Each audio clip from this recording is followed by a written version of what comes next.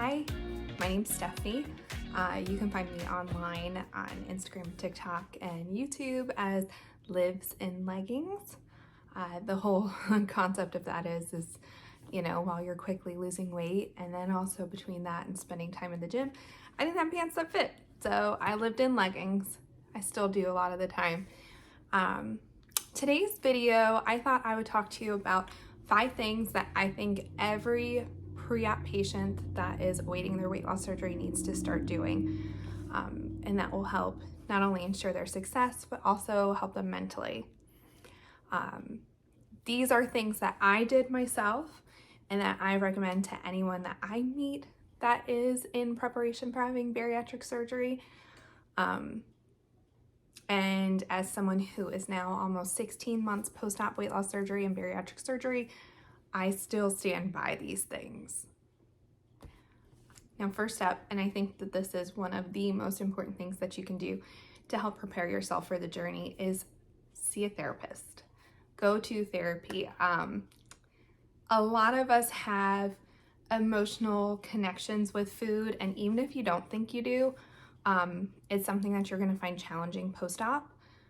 For a lot of us, our coping mechanism is food, whether it is celebrating and you're having food, whether it's, feeling crappy and not feeling well and going to that comfort food that reminds you of, growing up and your mom taking care of you. Things like that. I think that working on the emotional aspect of yourself and finding other ways to cope with feelings, emotion, stress, go a long way. And if you don't realize it beforehand, you'll realize it afterwards, where you have to adapt to social situations. You're gonna feel like the odd one out at first when you can't eat and everyone else is eating. Or say, it's a super high carb meal that's being served, or you're on puree and you're at an event and you don't wanna miss out. You wanna be included and live your normal life. So I would definitely say therapy is a big one. I started with a therapist while I was in the pre-approval process early on. And I will say, do not count this pre-op psychiatric evaluation as your therapy. They're not there to really be an ongoing therapy source. Usually it's just an insurance requirement or a surgeon requirement to ensure that you have the right approach and state of mind going into surgery.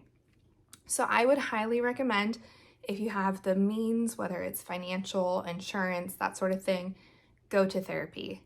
It is going to help you so much in the long run. I would say the second most important thing that I make sure to tell everyone is take pictures.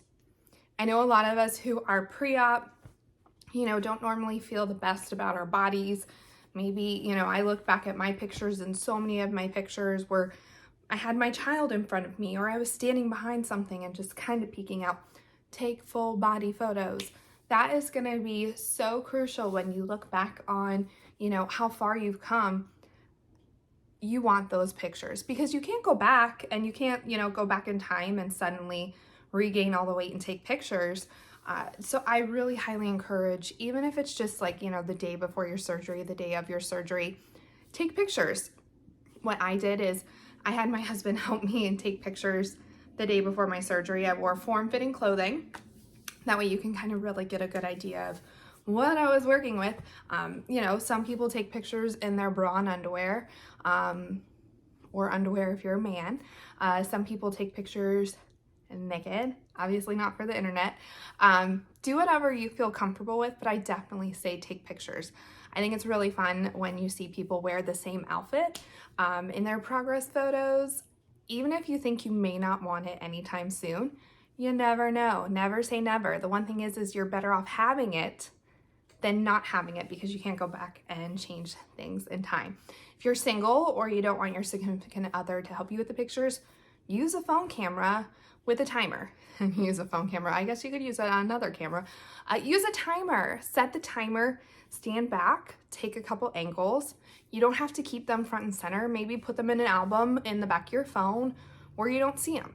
Email them to yourself. Delete them from your phone if you feel self-conscious and don't want to look at it. but trust me, you are gonna want pictures.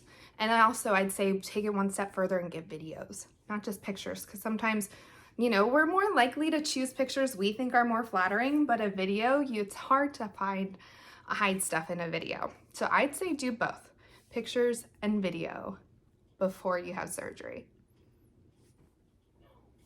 Number 3, similarly to taking pictures, I would say take measurements. So this may seem a little old school, but sometimes there are times along the journey where you may not be seeing things change on the scale, but you're dropping inches. Renpho is a brand I really like. They make a Bluetooth digital tape measure. So it's like a soft tape measure, and you press a button and it kind of helps like, you know, kind of actually get it to the right circumference. And then there's another button where you press and it measures it and sends it to an app on your phone. I have the Renpho scale as well, so I like using those two. It literally gives you like, oh, shoulder, neck, and you measure it, and it's got a really cool app. I'll include a little screenshot of the app, but you can track your inches, your centimeters, you know, euro measurements along the way and really see, you know, how far you've come. You may not be losing actual like pounds on the scale, but you can find that validation when you look at the measurements. And I think that's a good way to kind of help keep yourself on track and not get too discouraged. Now, the next two are gonna kind of, 2 or 3, are gonna kind of be based around behaviors. So these are habits that you can start working on before surgery. For me, for example, I was already just at 40 BMI, so I was not supposed to lose any weight prior to surgery. So what I started doing was focusing on behaviors and starting to develop the habits that are needed in the long run. So number 4, I will say, is practicing drinking after you eat. So no drinks at mealtime. So for me, this was something that I could start working on while I wasn't necessarily starting a major diet or really kickstarting my weight loss program. So what I would do was I would eat and also start that behavior of pacing your meals over 20 minutes, 30 minutes, whatever your program says.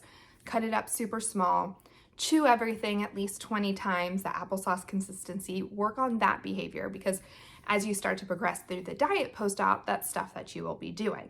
So getting used to it beforehand kind of helps make it a little more comfortable after. But what I would do was I would purposefully take all drinks off the table when I ate. That way it's not there, you're not tempted, and that's also actually something good to do post-op. But what I would do is I'd eat, and then I set a timer on my watch.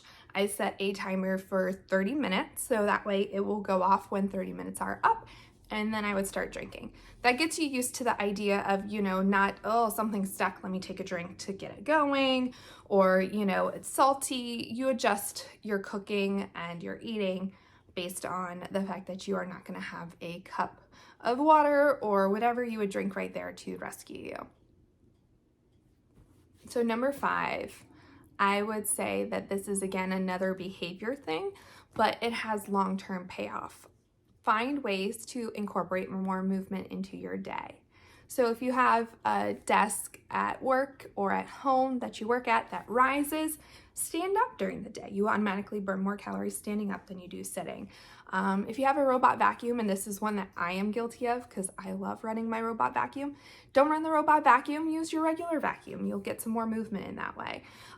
Go for walks in your neighborhood. I know it can be hard depending on the time of year, if it's hot or cold outside, but getting more movement just in general helps set you up better for surgery, cardiovascularly, your lungs, everything. And then also afterwards, you're already kind of got that itch to get moving. I know I started working out actually 10 days post-op at the gym, doing 30-minute cardio sessions. Nothing too strenuous, but I started walking like a mile at least, I think, the first week. So really, it not only helps you heal, it'll help with that gas pain, it'll help with, you know, getting things moving post-op, but then it will help keep you on track and really make the most of that rewriting your metabolism that happens with bariatric surgery. So I think for me, you know, and then also, you know, the more activity you incorporate and the more you move, if you eventually get to building, lifting weights, things like that, that'll help reduce the amount of muscle you lose along with fat throughout this process. That was one thing that was always ingrained in me was, you know, the importance of strength training and getting your protein goals. So that way you don't lose the same amount of muscle as you do fat. You want that muscle that helps keep burning calories and then also makes you stronger. So there you have it. Those are my 5 tips on things that you can start doing before you have bariatric surgery to prepare and kind of hopefully set yourself up for success. Let me know in the comments if you did any of these things, if you've already had surgery, if you haven't heard about any of these, or if you're already practicing that. I'd also be curious if you have any other suggestions on essential things that people should do pre-op. Thank you, and don't forget to like and subscribe.